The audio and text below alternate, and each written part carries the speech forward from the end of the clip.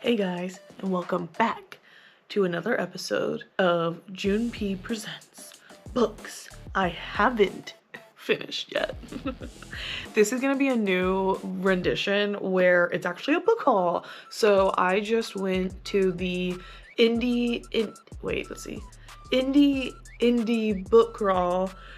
We'll put it on the screen with my friend Melody, and we just went to even the crawl, like the in one location crawl part that was like pop-up shop based at the Studs building. Really cool. I hadn't been there yet and I was wanting to check it out, so I was really excited to do so, and I'm glad my friend Melody joined me. She came all the way up to do so. Damn. All right guys, we're trying this with a new light because my other one died and I don't have time. So anyway, let's get into this. So I really only bought like recycled, old, or out of print books. I only bought 2 new books, and they were from like the antiquarian bookshop, which I'll like link everybody below. So the first one, and I'm just gonna breeze right past this because I know I'll be finishing it soon and I'll cover it some other time. Deep Cuts. This is fiction, a new author, and apparently it's being made into a movie, so I'm already halfway through it, 2 days in, so nice. Okay, so first, this is probably the first book I picked out at the book crawl, and I was immediately intimidated by it being in plastic, I will say, and so I haven't opened it yet. I'm really excited to do so. That's actually what inspired me to do this video, this like book haul, because I have 2 or 3 of these with plastic, and I just really thought it would be fun to like open it on screen and like get my reaction, because I don't even know how old these are. Okay, so this one says it was $8. The Pocketbook of Modern Verse. Blah, blah, blah, blah, blah. And then on the back I remember it saying the voices of modern poetry. They range from Walt Whitman to Dylan Thomas. Basically saying they have the most important work of more than 100 masters of modern English and American verse are represented in this rich anthology. So, it actually has a really cool cover. In the back, I guess it's the same. So yeah, I'm excited to see like how old this is. Like, I mean, poetry, like that's my jam, y'all know. If you don't, go check out why it is. Ah! Wow. So originally it was $1.50 whenever it was first published. Let's see. Oh wow. For students and lovers of poetry. Oh wow. Okay, let's see. The Pocketbook of Modern Verse was first published in 1954. This is the second revision, so it must be from 1958. Wow. No, this was the third printing. So 1974. Third edition? I don't know. Wow. That must be the third from 1974. Let's just like go to a random page and like see who comes up. That was not. Ooh, C. Day Lewis. Nearing again the legendary Isle. Chloride of lime and charcoal. Well, it definitely looks like it's just a whole list of poems. I wonder how it's sorted. Whoa. Contents just thrown in here. Just thrown right in. But there is a content list and an index. That's cool. Well, I'm excited. And even the artwork has inspired me, so I'm into it. Okay, moving on. This one, honestly, probably was the second one I picked out. That's funny. Second or third. It's called The Origins of Philosophy, From Myth to Meaning. Tracing the beginnings of philosophy from its roots in Babylonian and Milesian myths to its eventual flowering in early Greece. Wow. So yeah, mythology. A lot of the Plato philosophers, Plato, Socrates, So apparently the author argues against what he calls the historical approach to the origin of philosophy. Interesting. It was originally $4.95. I bought it for $10.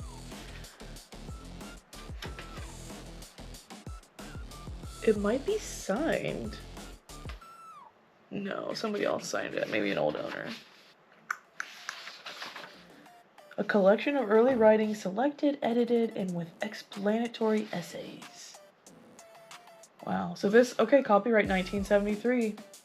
This is a book about the manifold meaning of origins. For this reason, I wish to dedicate it to my parents, my teacher, my wife, my sons. Wow. Well, isn't that nice? So this is not a collection from different people. It's should all be from one author. But I'm sure he does cite a ton of other writings, which it does look like I'm seeing as I skim through here. Oh, found a old bookmark. Hopefully. Okay, really cool. I'm excited. Because even though, like, I technically, like, took a philosophy class in college, I say that because really it was in summer school, which I did through Ivy Tech, which is a community college, and, like, not to, like, bash them. Like, I'm really not, but, like, I mean, all my classes there were kind of a joke. So, I'm excited to, like, peruse at my own leisure. So, okay, cool. Love it. Okay, this is, like, the second or third one I picked out. The other one that I have in plastic. So, I clearly went straight to poetry at some point, and this one's just simply, it's real small, and it says poems and anti-poems. And that kind of, like, immediately intrigued me. I don't recognize, like, the name of the author or anything like that. I wanted to see where it said a sense of the Confucius principle of make it new, revitalize the poetry of their language. So Parra's anti-poems with their directness of metaphor and rejection of rhetoric and poetic decoration are influencing young poets throughout Latin America. Anti-poetry, Parra said, seeks to return poetry to its roots. The reader may judge from this collection, which is drawn from all of Parra's published books, how well he has succeeded. Interesting. So it was edited and has an intro by somebody else. But, okay. So this one was $15. Originally $1.95. So let's open it. ASMR for you guys. Gosh. The tape is strong.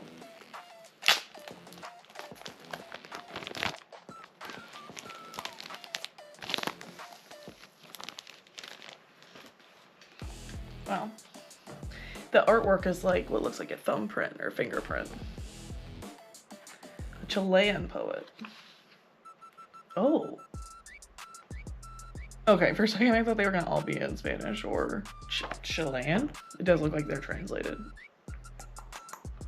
So when was this from? Let's see. With all the different translators. A New Directions book. So, probably originally came out in 1958. This one's probably from 1967. The binding's very old. Little intro. I do like books that come with an intro because it just kind of like sets you up a little bit more for success, I feel like, with like what you're going to intake. Oh look, I just popped straight to a poem called The Imperfect Lover. A pair of newlyweds halt before a tomb. She is in severe white. To observe without being seen, I hide behind a pillar, while the sad bride weeds her father's grave. The imperfect lover devotes himself to reading a magazine. This will be interesting. Huh. This seems like it's right up my alley. I'm excited. Okay, great. Wow. Poems and anti-poems. So this is the only other... The first book was a brand new book. This one is a brand new book. But clearly, like, the seller, like, didn't have a bunch of new books. It was all, like, out-of-print books, mainly. The few new ones I saw were, like, very curated, I feel like. And this being one of them. An Unusual Urban History of Indianapolis. The Unsung, Underappreciated, or Lost to Memory People, Places, and Culture of the Capital City. By Connie J. Zeigler. So I just kind of like skimmed it like in at the place, and I like went straight to like a page that was talking about the Masons in Indy, and then like the Ku Klux Klan. And I was already like, oh my goodness, like this, we're in for it. Like this is really getting into like stuff that you, like, it sounds like, you know, stuff you won't necessarily find out. The unsung, underappreciated, or lost in memory people, places, and culture of the capital city. So, cool. But yeah, so like, I have not lived in Indy my whole life. I've lived here the last 5 years or whatever, 5-6 years, and I still feel new to it. I still feel like I don't know a lot about it, and so yeah, I'm excited to like dive in with this. So cool. In that same note, I'm actually gonna like go out of order here. That's kind of why I got this book. So Jane Pauley, I recognized the name on the side immediately, even though I don't know who this person is, and I recognize the name because it's very similar to my name. My middle name is very similar to Pauley, so like I see June, Paul, like it just looks like my name, and so like I've seen her name on centers around the city, and I was always like, who is this person? And also like they were clearly like charity work, like foundation type places, like nonprofit work is what it kind of seemed to me. So like that's cool. And so when I was looking at this book, or when I was ringing it out with the lady who owned the shop, she must have commented and said like, oh, I love her. And I'm like, honestly, I don't even know who she is, but I know like she's big around here, and apparently she was like a broadcaster around here. So this is her memoir. It must be a memoir. Skywriting, which is the name of the book, has become an accumulation of moments of clarity in which I finally saw what had been in plain sight all along. So I don't know, I mean, she's clearly somebody who like has wisdom and put it to use and like formed a big career is all I've gathered about this person. Apparently this came out in 2004. And that's the kind of person I would love to learn from. I mean, reading a memoir doesn't have to mean I idolize the person or worship them or anything like that, but let's see what I can take from it. And yeah, so it stuck out to me, and I really just picked books that stuck out to me for whatever reason. So cool, love it. I keep saying that. This one, the seller also commented on as she checked me out. She was like, I didn't even notice the guy's name. I don't know who this is or anything about this book, but I saw religion as poetry. I immediately went to it and was looking at it, and she said, oh, my dad would love that you're getting an Andrew Greeley book. And I was kind of like, come again? What? Who? And I did read the back, I remember. Let's see. Religion as poetry realizes the potential of this new paradigm for understanding prayer, magic, and contact with the dead. Whoa. Let's see. Andrew Greeley has revolutionized the study of popular religion by getting sociologists to focus on the substance of religious devotion instead of the formal denominational differences. See, that's probably what got me. Interesting.